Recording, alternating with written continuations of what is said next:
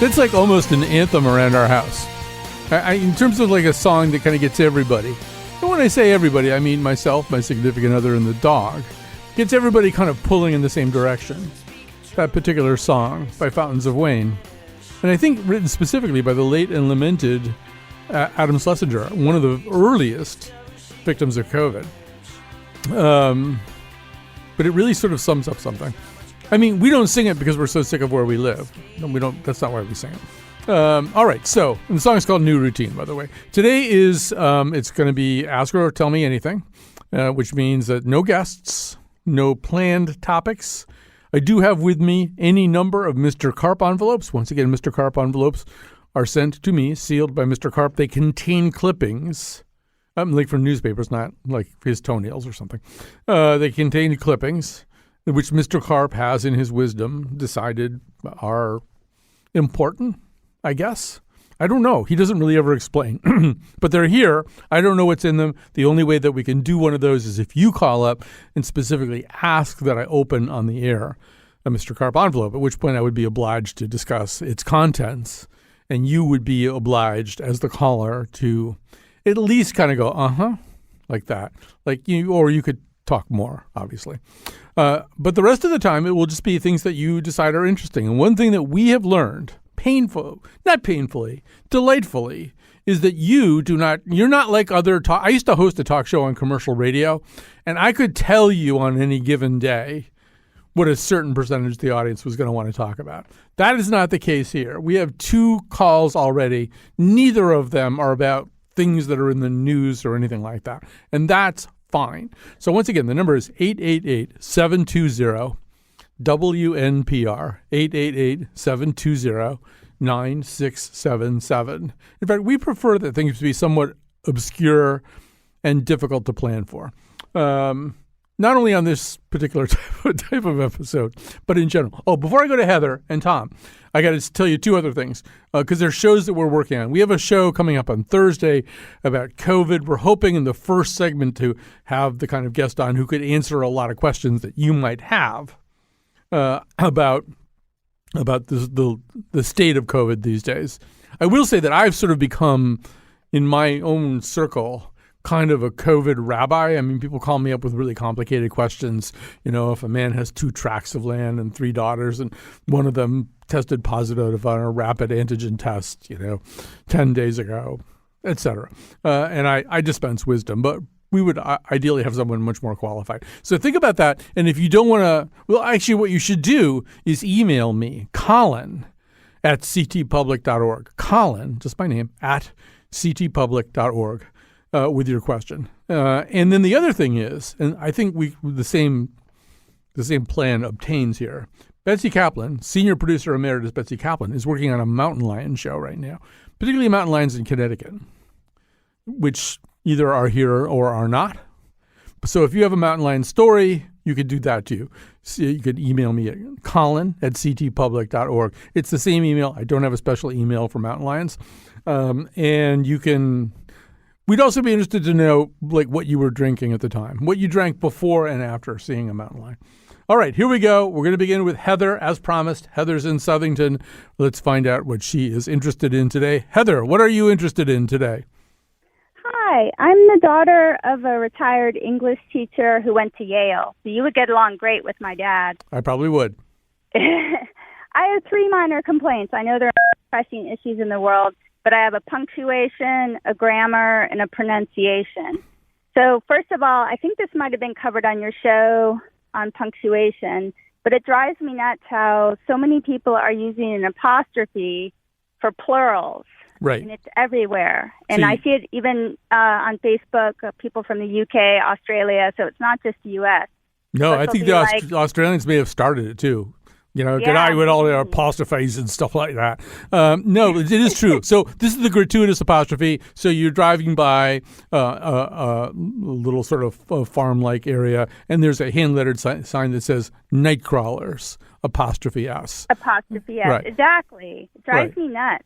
So, and I see it even like in, formal emails, advertisements, everywhere. It drives me nuts. Right. No, I understand. Okay, that's number one. I don't know what to do about it. I don't have any balm for your soul, but I would agree that Apostrophe. it's a problem. Yeah. Okay, the second one is a pronunciation. I don't understand why even educated adults say height. It's height.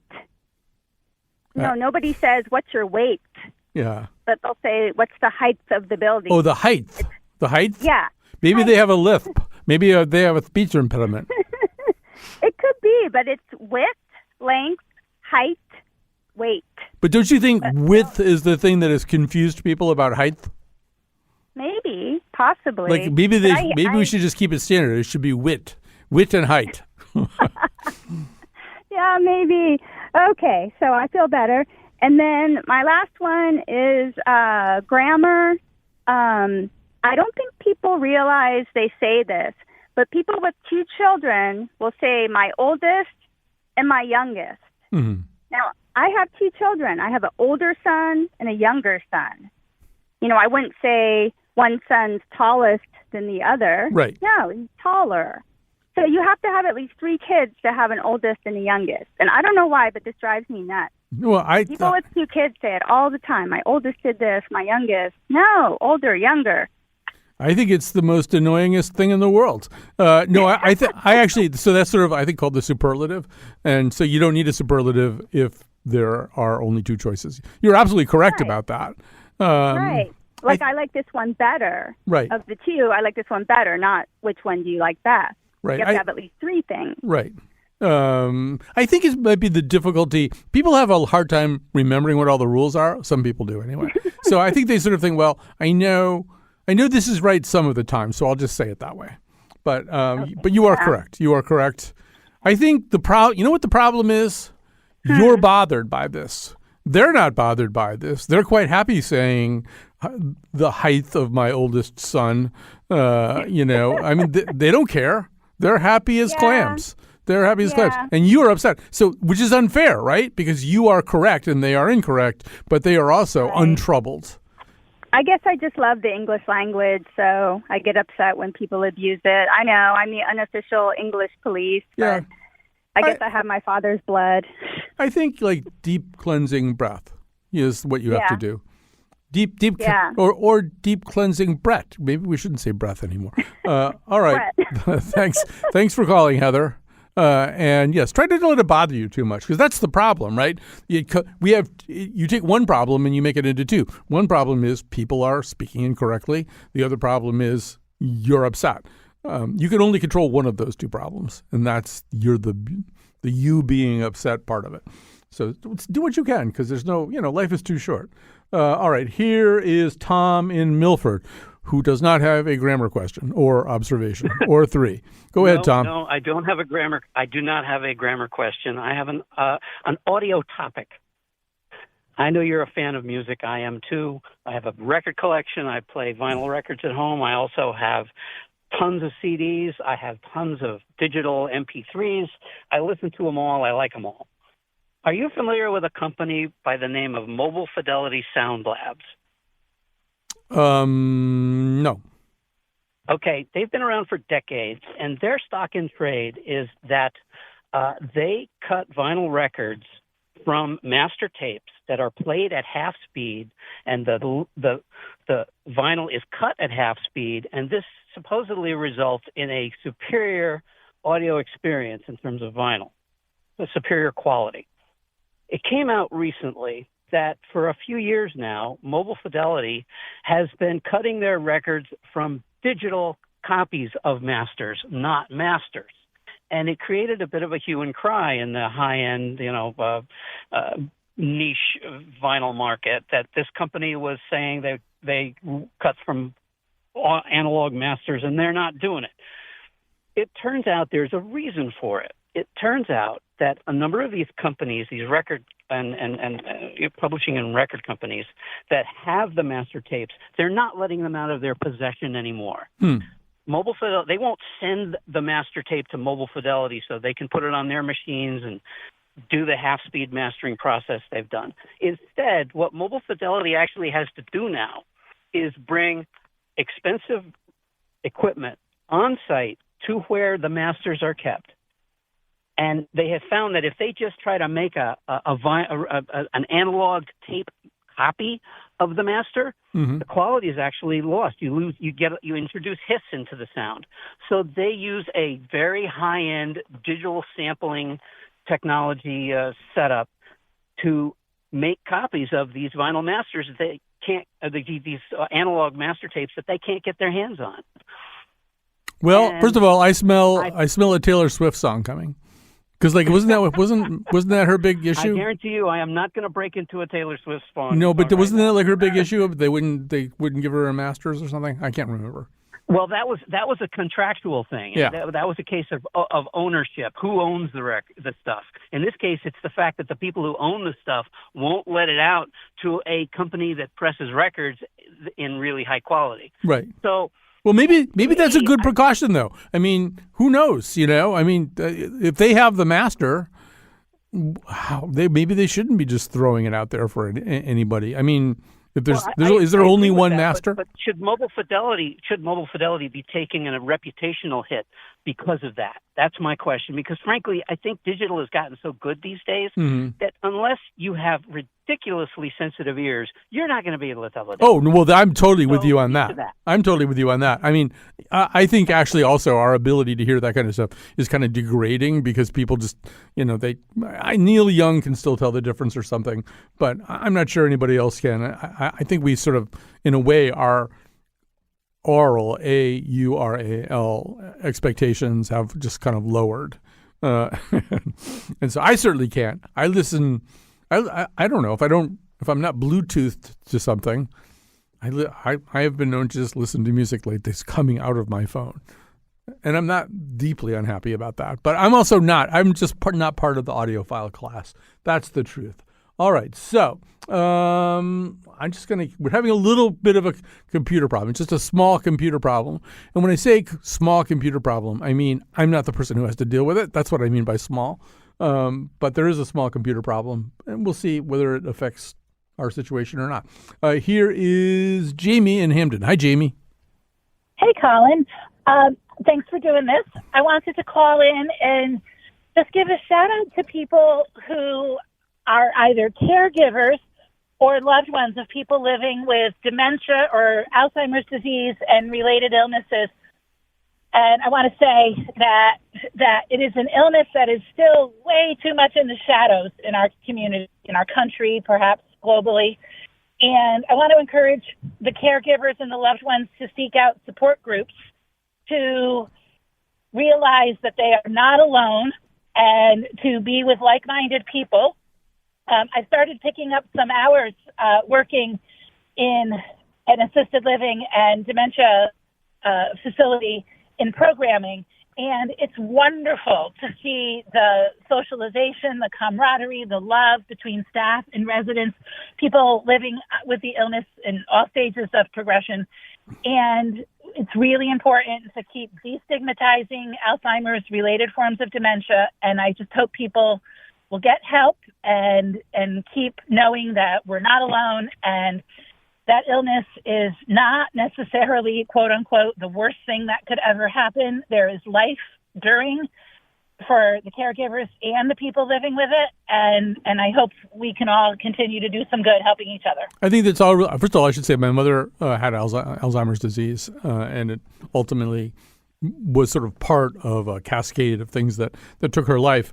So I know whereof you speak, and it's exhausting. And it's one thing, and I think you're right too, that it's like the minute we feel there's some sort of breaking point, and then we go, well, goodbye, you're gone.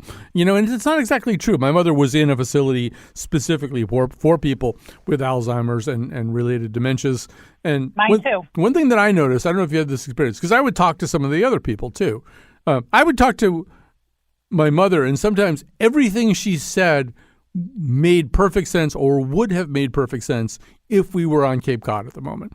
It was like everything else sort of like how long did it take to get you there? Really, only 3 hours? It usually takes longer. It's stuff like that. So, and the other thing that I noticed was people who often seemed profoundly impaired, if I asked them a question about their past, what town did you grow up in? They would start describing their neighborhood in Shelton, in 1947 or something, in exquisite detail. It was just nobody ever asked them about that. People asked them about things they didn't know the answer to. So yeah, I do think you can find joy, and you can connect. You just can't insist on connecting the old way. I think there's also a real temptation once you realize you're dealing with somebody who's demented, particularly if that person has been your parent, to sort of get mad at them, and also like, I don't know. It's sort of like the tables are turned. There was a long period of our childhood where they decided what reality was, and now they don't know what reality is. And then you sort of go, well, you're certainly wrong about that. There are no and that's why Go ahead. I'm shouting out for support groups. Yep. So people can get some perspective and help.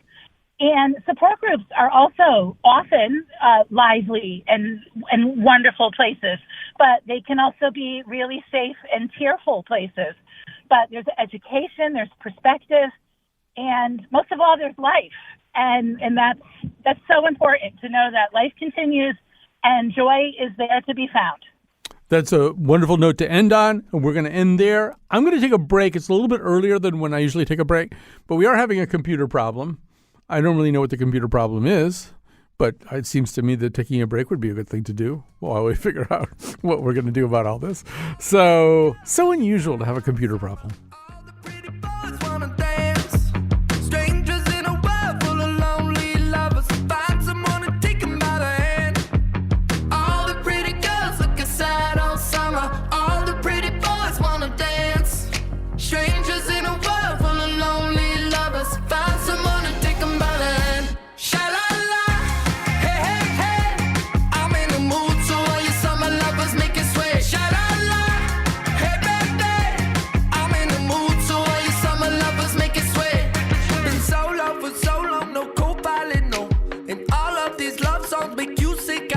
Ain't no karaoke bar to do it.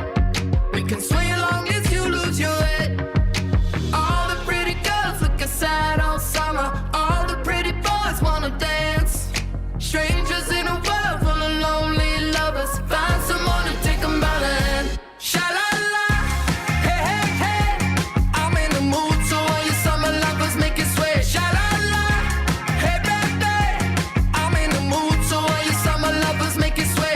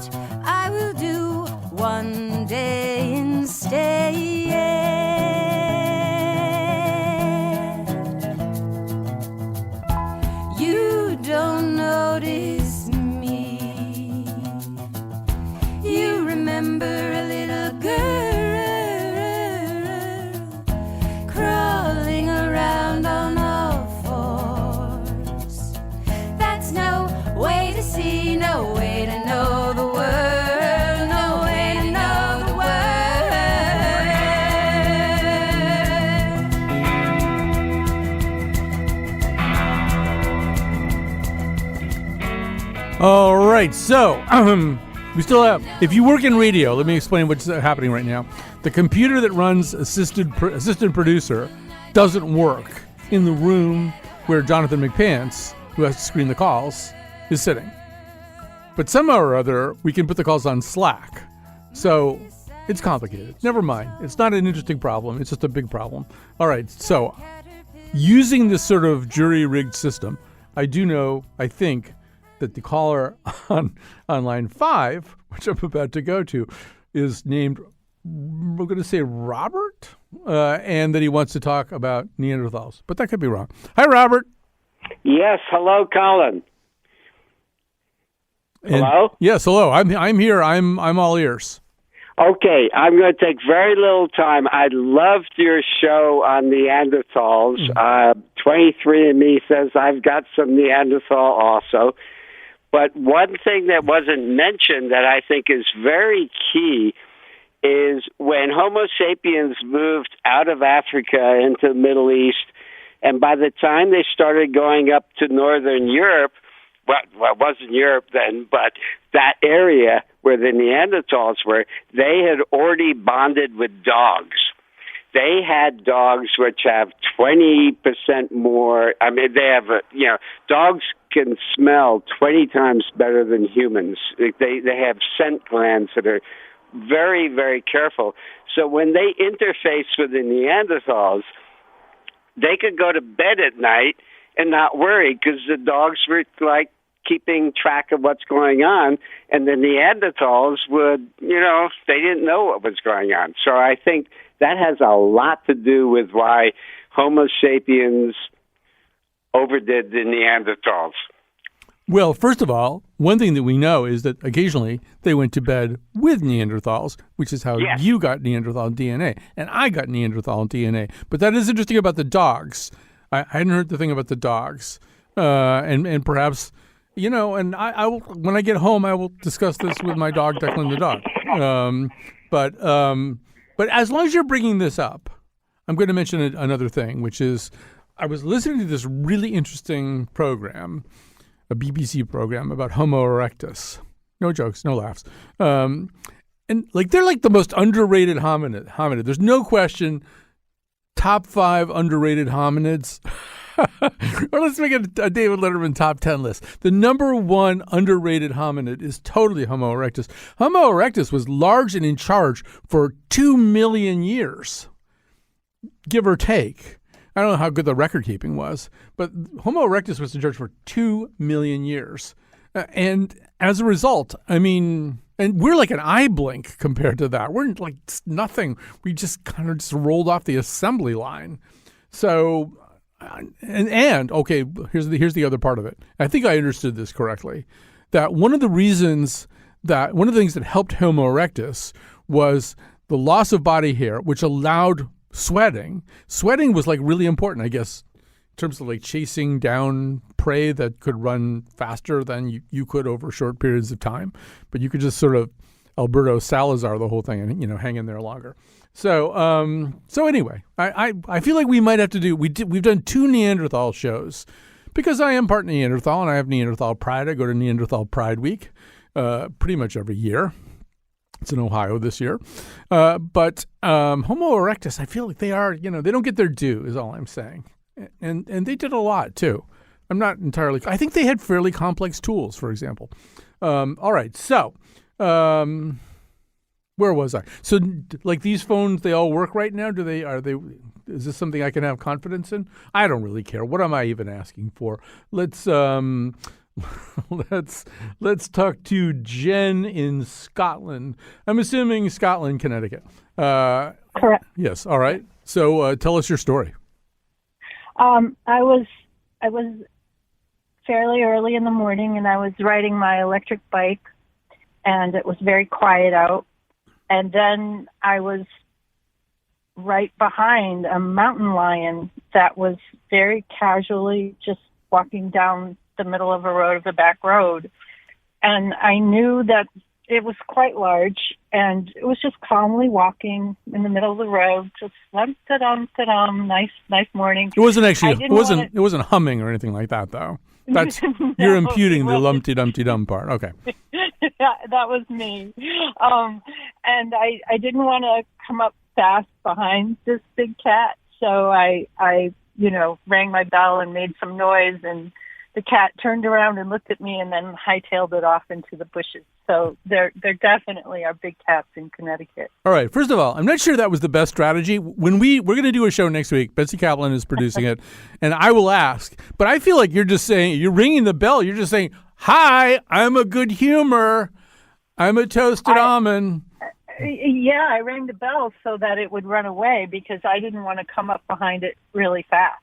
No, that I would have just maybe stopped and let the mountain lion continue on its way. Well, I wanted to see how close I could get to it. That's not a good experiment. It was beautiful. That's not a good experiment. How close can I get to the mountain lion while ringing my bicycle bell? Well, that was before I started ringing the bell. All right. Well, I would just say to the listeners, just because this worked out for Jen, I wouldn't do that. I would make it difficult for the casual mountain lion to notice me. But all of this will get explored in next week's show. I have total faith in Betsy Kaplan to figure this whole thing out. All right. So, these are all such interesting calls. Well, first of all, I think Joan has been waiting quite a while. I'm not sure that I will have much to add to this conversation, but here's Joan in Washington. Hi, Joan. Hi, how are you, Colin? Just fine. Colin, I think anybody who is not brain dead knows that the last 2 weeks have been extraordinary and possibly historic. But as heavily laden as all the news reporters and journalists and all the people who give us the news are, I have not heard, not a word, not a whisper of the loss of one of our great American historians. David McCullough died, I think 12, 13 days ago. He was 89 years old. His wife preceded him in death by 2 months. Something quite poetic about that, because they worked together very closely on his research. She read all of the last drafts of his books. But he was a great teacher. He was someone who made history come alive, made it relevant, made it vital, got your juices going. He was a beautiful man. And in the midst of all of this, we have Governor DeSantis saying that the reason there's a teacher shortage in Florida is that the standards are too high. So your first guest this afternoon, is one of the people, a kind of spirit friend of mine, because I cannot abide the disrespect to our language. I actually jot a little note paper in my kitchen when I'm listening, even MSNBC or CNN, and I write down all the grammatical errors because they make me crazy. But it's just a losing battle. But not to note, even for just a note, the passage of this man, who I think stimulated and Whoop! Sorry, I think I lost you. That was my fault. Yes. Yeah, I mean, somebody who was out there and who loved what he did and helped you love it too. I think in general, historians aren't celebrated enough. They sort of fall between the cracks a little bit. But yeah, McCullough was in a special category, and certainly somebody, because of the John Adams thing that turned into an HBO thing, and because of all the narration he did, he was a narrator on Burns' Civil War and stuff like that. He kind of crossed over. Yep. I will tell you that I think I have it, no longer have it, for a long time. Like in the 1980s, there was some sort of Woods Hole lecture series over the course of the winter for the people who were there at Woods Hole during the winter at this beautiful conference center they have. And I can't remember there were like 4 different speakers, each one on a different Friday night or something. And I was one of them, and David McCullough was one of the other ones. So I saved it for a long time just so I could, remind myself that I was part of a lecture series with David McCullough. It doesn't mean we were in anything like the same category or level, but it was sort of the idea kind of tickled me. All right, so we're going to go back to the top of the computer's now working. It's very exciting. Everything that is supposed to work is working. I shouldn't say that, but here we go. Here's Jill in Colchester. Hi, Jill. You're on the air. Hey, Colin. First of all, thanks for identifying new routine before. Okay. I hate it when I listen to your show and I don't know a song, and I get to remember it, so I like that. Okay. Okay? Second of all, I called for 2 reasons. One was to complain about when people say, I am a retired PA and I work in a sandwich shop now and a butcher shop, and people come in and say, I think I'll do 2 pounds of ground beef. I'm like, what are you going to do? That's not right. I'm doing 2 pounds of ground beef. Sort of sexual in a way, right? Well, now that's where your mind is going right now. I think more of an indictment of you, Jill. But I feel like I might have said something like that. This seems like the kind of sloppy idiom that I think that they're nervous. I think they're nervous. And I think, to your point, if they say, I want 2 pounds of ground beef, I don't know. I don't know why they feel like they can't say that, but the idea that they're going to do it means that it's sort of existing on some other frontier that is divorced actually from their desires. So I don't know. Well, what I'm really calling about is the state of, I worked as a physician assistant for 40 years, and I had to get out because I could not stand what was happening in medicine because of the administrators. And every time the media talks about why are all these people leaving medicine and nursing, it's not, you're talking to the wrong people. You're talking to the evildoers. They're the ones who come in the middle of the night and say, we have a new program. And they give it a cute little acronym, which really is going to mean we're going to screw you all over.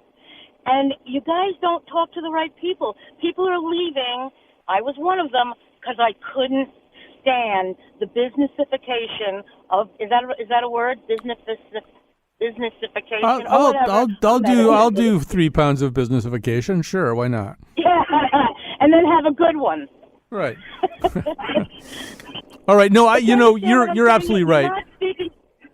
I mean, medicine, the commercial practice of medicine, and also the mergers, the ways in which hospitals that were sort of reliably, part of a community and maybe founded by an order of nuns with the idea of providing a community service or something, they're now owned by, corporations based on Mars or something. It just isn't, or owned by actual Martians, and increasingly the standard of care does get subjugated, I think, which is not to say that there aren't great people working and acting in there, nurses, physicians, PAs, and certainly given everything we've just been through starting in March of 2020, they are incredibly heroic. But sitting along next to that are a lot of really, really bad decisions, which have been exacerbated by by what was not a bad decision. I mean, COVID ultimately took that system, which had been probably reduced down to its bare bones in the interest of conserving money and maximizing profits, and then subjected it to a flamethrower, basically, where people who, weren't planning to retire or move to a less stressful job did. So, yeah, I mean, our healthcare crisis is worse than it was 10 years ago, and it'll probably be worse 10 years from now than it is now. All right, so we're going to continue on the journey that we're on right now. I'm not going to give out the phone number because we do really have a lot of calls. Here's JJ in Hartford. Hi, JJ. Good afternoon, sir. Well, thank you. An old complaint, but I'm going to complain because there doesn't seem to be any end to it. And as a journalist, you can appreciate it. It probably falls on the shoulders of editors. That is, the following terms and words should be retired, Colin, yesterday, starting with iconic. Really? Let's make me look a lot smarter than I am and just plug in the word iconic when I'm starting to write my news story. Iconic, existential. I've seen a lot of philosophy, and I know for a fact when it's used in most stories, they don't have a clue what existentialism is. Organic, tailwinds, headwinds, unpack, pivot. Nauseating the number of times these terms and words are used. Is nauseating one of the words, or is it how you feel about those words being used? Well, thank you for letting me vent. Yeah. I use you as my therapist. Right. If I can pivot, Colin, to political terms. Yep. I've had the privilege of actually living in countries where these terms mean something, including the old Soviet Union, and I just returned from Budapest. The following terms thrown around that have no meaning: radical, communist, nihilist, the left. I mean, these are terms that both parties throw at each other, and there is absolutely no meaning. I've lived in countries where there's true communists. I've lived in countries where there's true radicals. Our U.S. living now, as bad as it is, comes nowhere near what I just stated. I mean, people on the left, they're not left. People radical, they're not radical. Well, let me just say one thing about all that. Lazy terms that people throw out. Yeah, the class that I teach at Yale this year, I said to the class, I'm sure you've all read Orwell's Politics in the English Language, but we need to read it again. Well, it turns out a lot of them had never read it, but reading, there are parts of Orwell's essay that really could have been written within the past year. I mean, they are so stunningly connected to exactly what JJ is talking about, the way in which meaning becomes severed from a word, and the word becomes more a tool of convenience, often for people trying to conceal something or to remediate. Remediate isn't even, now I'm becoming sensitive about the words I'm using. But people, I mean, basically Orwell says when these kinds of words are used, and he gives a whole list of them, and some of them were ones that JJ just used, it's almost guaranteed that some kind of abomination is being covered up. So that was going on a long, long time ago. It's still going on now. I just read, I think it was in The Atlantic, I saw a piece where somebody was saying that the word toxic is now kind of entering that category of a word that's losing its shape and meaning because it's just used so profligately. There we go. All right, so we're going to take a break. We're going to come back. We have one final exciting segment here. I guess I could give out the number. We have a lot of calls, but 888-720-9677. That's 888-720-WNPR. But please don't fly as you seem inclined to do, 'cause I'd rather die than say goodbye to you. I'm so repentant. Oh, that Van Gogh theft was nothing to my crime. One solid left should make my eye teeth chime. I must confess, it got me good this time. I'm so repentant. It's not as if these slips of mine reflect a bit on you. It's just sometimes these lips of mine don't care whose lips they do. So I take a while. We're back. Anything that doesn't get on the air today, you can always email me about it, colin@ctpublic.org. I think colin@WNPR.org also still works. And thanks to Kat Pastor. She is our technical producer today. And special thanks to Jonathan McPants, who has been in there dealing with, it's like one of those old Star Trek episodes where like a whole bunch of systems go down and Scotty can't fix something and Spock is just, emotionally checked out and McCoy is panicking and somehow or other, I don't know exactly who that makes him, but he managed to, pull things together and things are working better. And even when they weren't working great, he had, kind of made a Band-Aid solution. So he is today's hero. We are going to go back to the calls here.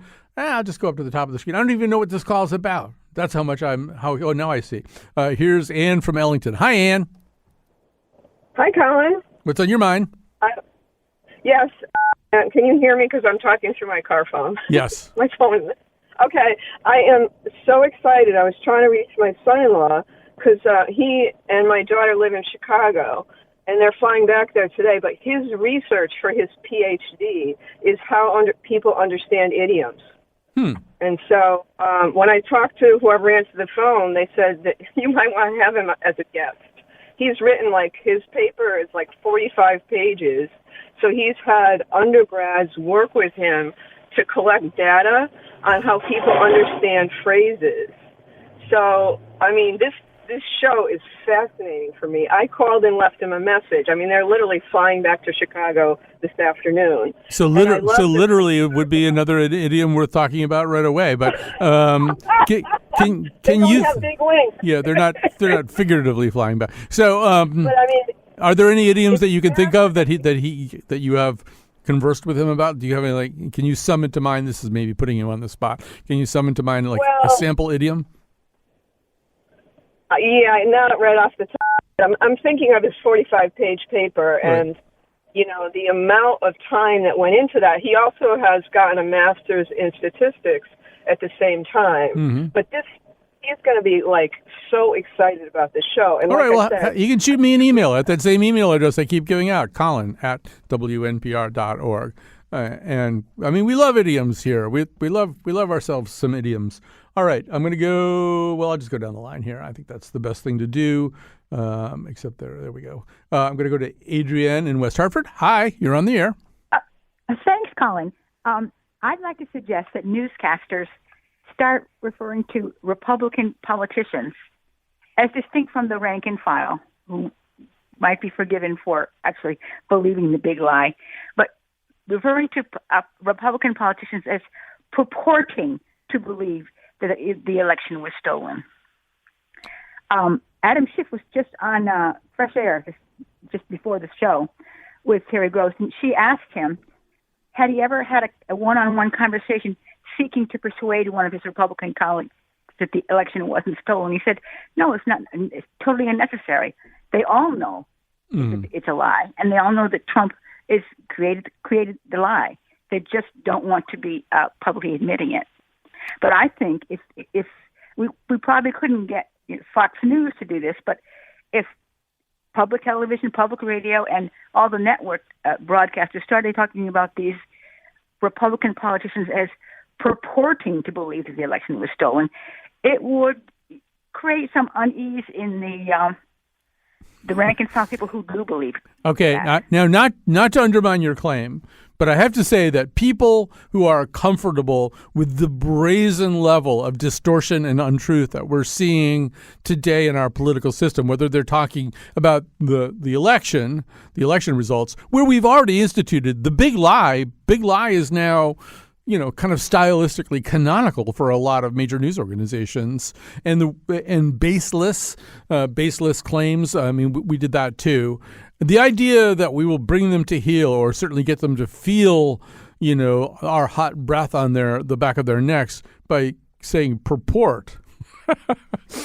I just don't. I don't know. I don't think they really care whether we say purport or not. They have no interest in whether this stuff is true or not. They're politically postural. I mean, look what they just did with Mar-a-Lago. That you would think that a bunch of SWAT-armed, special tactics people with balaclavas went in there with a battering ram and knocked down the door and kicked all the Trumps in the stomach, and they get served with a search warrant, and there's this outrage, and they've weaponized the FBI. They're going to weaponize the IRS.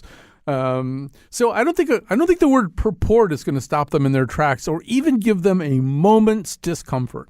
I would love to live in a world where it really bothered them if you said purport, but or it was like the Knights Who Say Knee, Oh, he said purport. Oh no! But I don't think that's the world we're in, unfortunately. All right, here's John in Middletown, and we also have Mike in Woodbury. We're going to probably run out of time pretty fast here, but John, you have the floor. Hi, Colin. I was wondering if you might give some thought to a monthly gathering of maybe half a dozen. Young men and women, high school and college, and they would talk about their roles in school or projects addressing climate change, and how they and why it's so important for them as far as addressing climate change. I think it's a terrific idea. I think it's a great idea, but not probably an idea for our show. I mean, our show, if you listen to it with some regularity, we're, I don't know, we are ourselves. And I mean, I think another broadcaster could do a really great job with that show. It's just not exactly, doesn't really fit what we're trying to do. I mean, we can never explain to anybody what it is we're trying to do, but we can explain why things aren't what we're trying to do. I don't think that's really us. And one thing we try to do with this show is figure out what is, what's our kind of thing and what's a different kind of thing. And it would take too long, much longer than we have right now, for me to explain that in greater detail. Here is Mike in Woodbury. Hi, Mike. Hi, Colin. How are you? Well, this is actually a good segue from the last call, because Paul Krugman has an op-ed in today's New York Times purporting, here we go, to unpack why Republicans are so adamantly against environmentalism and global warming. I mean, Nixon, he started the EPA. John McCain, was for cap and trade. But over the years, over the last 20 years, it's become more than about economics. It's like it's going to cost the economy money. It's become a cultural thing. It's that even when coal is more expensive than the alternative, the more environmentally friendly alternatives, they still want to go for coal because it's become cultural. It's woke. The Democrats like it, so it's woke. But I would go even a step further and say that many conservatives feel that they are, I was created in God's image. And so I'm the top of the food chain. The earth is my oyster. I can do whatever I want with it. If I want to, fill up my Cadillac Escalade, 10 miles per gallon, and that's my right to do. And it doesn't matter what the consequences are. And if I want to go out and kill animals for fun, not for food, but for fun, and I would think it's safe to say that about 90% of hunters are Republican. That's fine too. I think it basically comes down to selfishness. They don't care about, and the same thing about with guns. I mean, the school shootings are terrible, but it's the price we have to pay for me to be able to have my gun. Yeah, so we're just pretty much out of time here. I will say that this is sort of biblically part of the so-called dominion narrative, the idea of having dominion over the earth. And that's in there. And I don't know, I worked for 16 years or whatever it was at a station where at all times my show either preceded immediately or followed immediately Rush Limbaugh's show. So I got a pretty good earful of what he had to say about climate and climate change. And he basically said it wasn't a real problem and that, yes, it was meant to meddle and interfere with people's enjoyment of their lives, trying to get them to kind of rein in their behaviors and change things and stuff like that. And I think that is a little bit of an element of being a conservative, is that you don't want to be meddled with. Whatever you do, you want to do volitionally. I don't know. It's a complicated topic, and we're out of time anyway. Thanks very much for listening and for calling.